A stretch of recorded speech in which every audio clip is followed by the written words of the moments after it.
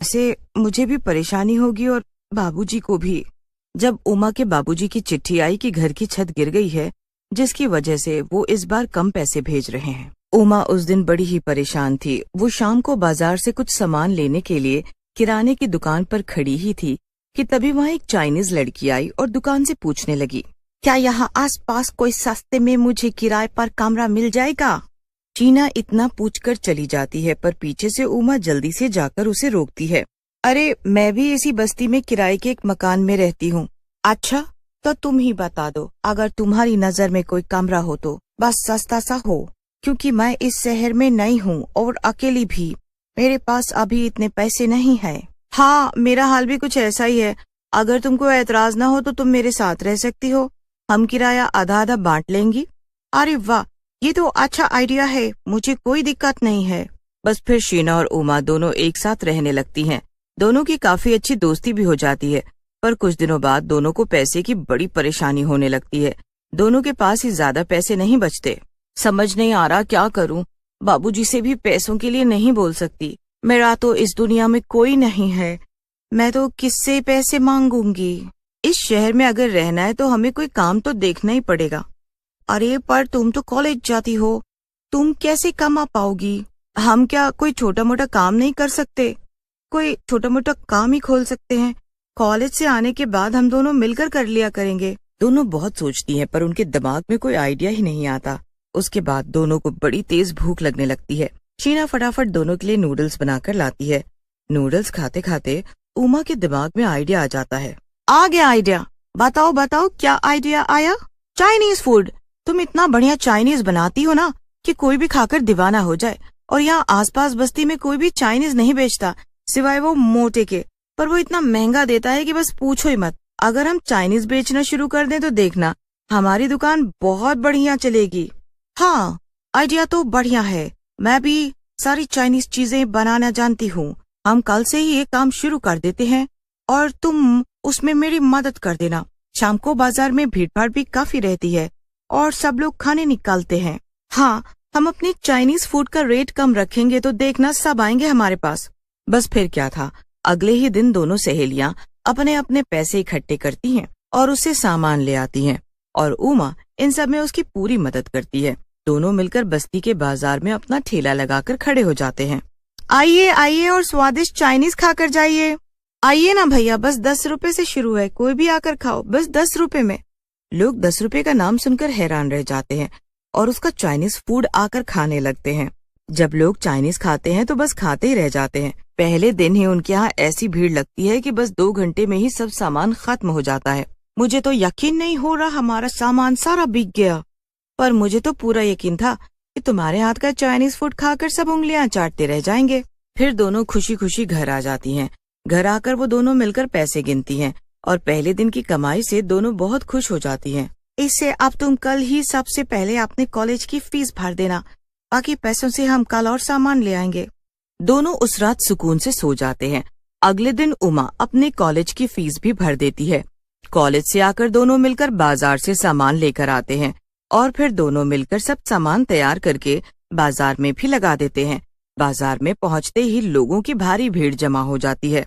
अरे बेटा, मेरे घर बहुत सारे मेहमान आए हुए हैं, तू जरा जल्दी से मुझे 10 प्लेट मोमोज और 100 रुपए के फ्राइज पैक करके दे दे।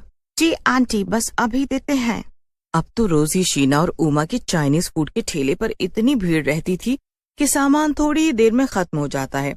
मोटे लाल की दुकान शीला और उमा के चाइनीज फूड की वजह से बिल्कुल ही चलना बंद हो जाती है, जिसकी वजह से उसे बड़ा दुख भी होता है और उन लड़कियों की तारीफ सुनकर उसे गुस्सा भी आता है। एक दिन वो खुद ग्राहक बनकर उनके ठेले पर ही पहुंच जाता है। आज जरा खा कर तो देखूं कि ऐसा क्या है इन लड़कियों के चाइनीज फूड में जो मोतीलाल की दुकान में नहीं। मोटेलाल जब उन लड़कियों के ठेले का चाइनीज खाता है तो खाता ही रह जाता है।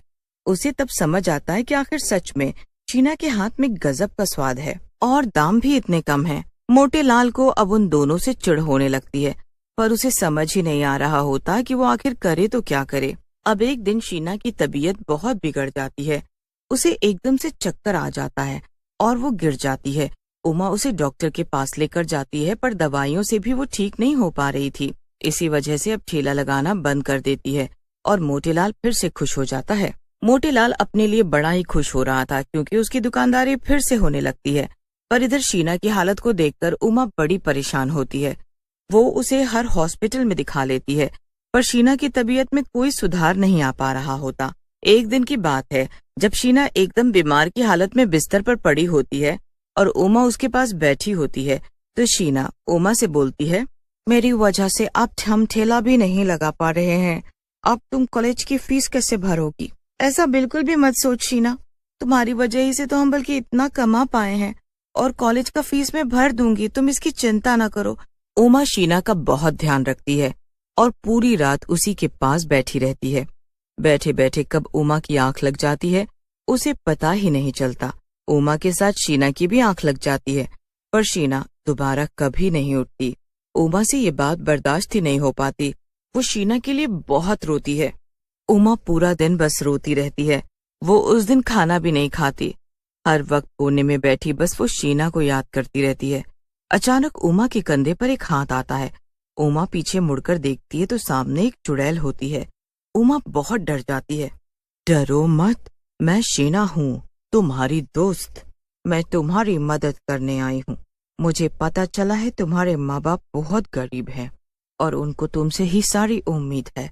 चलो अब आंसू पोंछो और कुछ खा लो। मुझे पता है तुमने अभी तक कुछ भी नहीं खाया।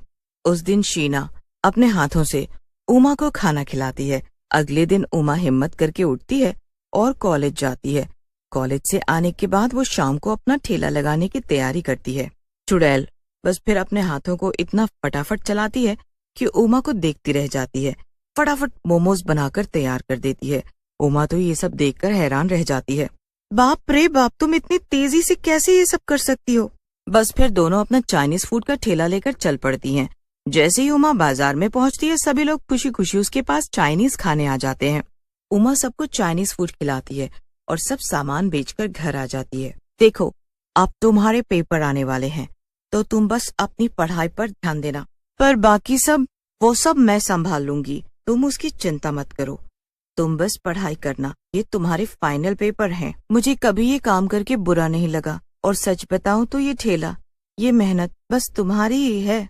अब बस भी करो। उस दिन के बाद चाइनीज बनाने वाली चुड़ैल अकेले ही सब संभाल लेती है और बस उमा अपनी पढ़ाई पर ध्यान देती है। शाम को वक्त निकालकर बस उसे 2 घंटे के लिए ठेले को संभालना होता है। चुड़ैल की मदद से उमा अच्छे से अपने पेपर्स देती है और जब उसका रिजल्ट आता है तो वो खुशी से पागल हो जाती है। मुझे तो यकीन ही नहीं हो रहा कि कॉलेज में मैंने टॉप किया है और अब मुझे स्कॉलरशिप मिल जाएगी। उमा फटाफट ये खुशखबरी अपनी सहेली शीना चुड़ैल को देती है। दोनों एक दूसरे के गले लग जाती हैं। उमा उस दिन बहुत खुश होती है। पता है, मुझे कॉलेज से स्कॉलरशिप मिल जाएगी और मैं आगे की पढ़ाई के लिए विदेश चली जाऊंगी। क्या सच में? ये तो बहुत खुशी की बात है। हाँ, पर ये सब छूट जाएगा। पता है, ये जीवन की सबसे अच्छी यादें थी जो मैंने तुम्हारे साथ बिताई हैं। मेरे जीवन की भी ये सबसे अच्छी यादें हैं उमा।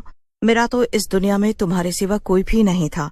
शायद भगवान ने अच्छा ही किया जो मुझे अपने पास बुला लिया, वरना तुमसे आज बिछड़कर मुझे बहुत तकलीफ होती। पर आज जब तुम अपने जीवन में सफल होने जा रही हो तो आज मेरा तो मकसद पूरा हो जाएगा जिसके लिए मेरी आत्मा को शांति नहीं मिली थी।